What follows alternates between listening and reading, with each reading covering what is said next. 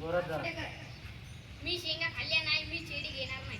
परत मी शेंगा खाल्ल्या नाही, मी चेडी घेणार नाही.